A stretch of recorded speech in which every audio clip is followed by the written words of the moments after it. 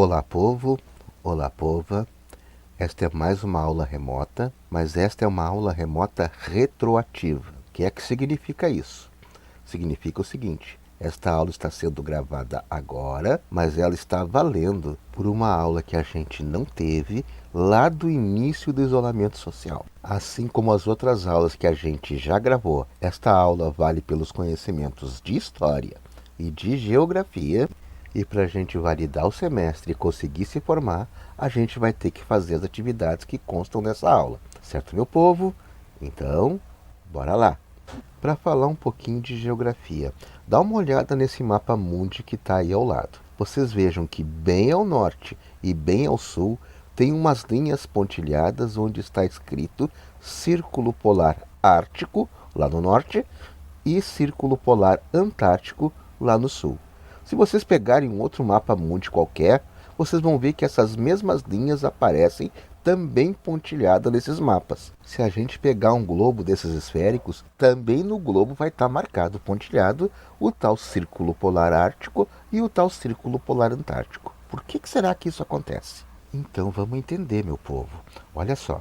Essas linhas que expressam as chamadas latitudes, elas foram feitas a partir de observações astronômicas. E o que significa isso? Significa dizer que essas linhas foram traçadas a partir da observação do céu. E o que mais nos chama a atenção no céu é o nosso Sol. E vejam bem, quando a gente observa o Sol por muito tempo, esse muito tempo que eu quero dizer vale um ano, a gente observa o seguinte, que em determinadas latitudes, como essa que a gente está, que vale 30 graus, durante os verões, o Sol fica mais tempo no céu que durante o inverno. Então, ao longo do ano, a gente tem dias e noites com durações diferentes. A gente tem dias mais longos nos verões e noites mais longas nos invernos. Bom, gente, isso acontece porque o eixo da Terra está inclinado cerca de 23 graus, mais ou menos, quando comparado com o plano da órbita do planeta em torno do Sol. Então vejam bem, aqui ó, na imagem ao lado, a gente vê que existe mais sombra no hemisfério norte durante determinada época do ano e menos sombra no hemisfério sul. Em outro momento do ano,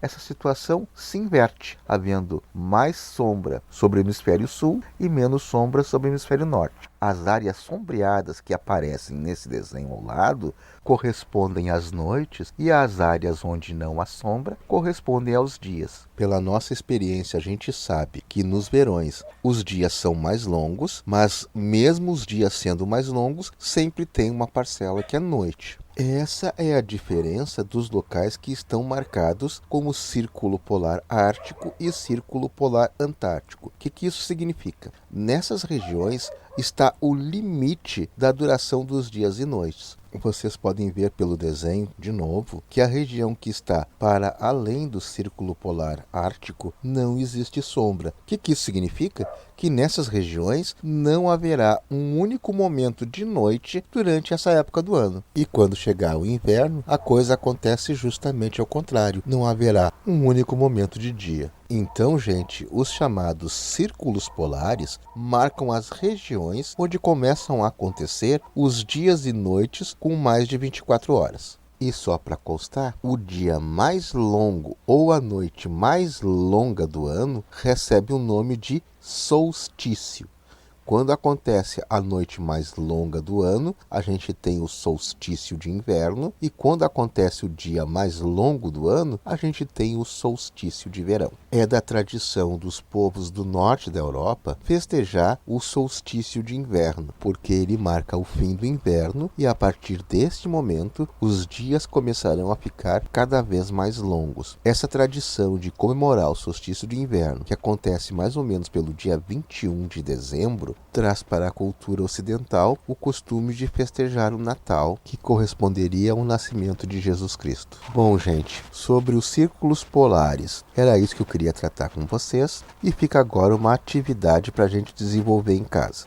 A atividade é a seguinte: do que vocês mais gostam no inverno aqui no Rio Grande do Sul. Pode ser uma festa, pode ser um tipo de comida, pode ser a época do ano. O que vocês escolherem não importa. Eu só quero que vocês citem e justifiquem por que gostam disso. Umas 5 linhas no caderno é suficiente para desenvolver essa tarefa e quando as aulas retornarem ao normal, a gente corrige e debate sobre essa atividade. Certo, meu povo? Para a aula de hoje era isso daí. Fiquem com Deus e fui.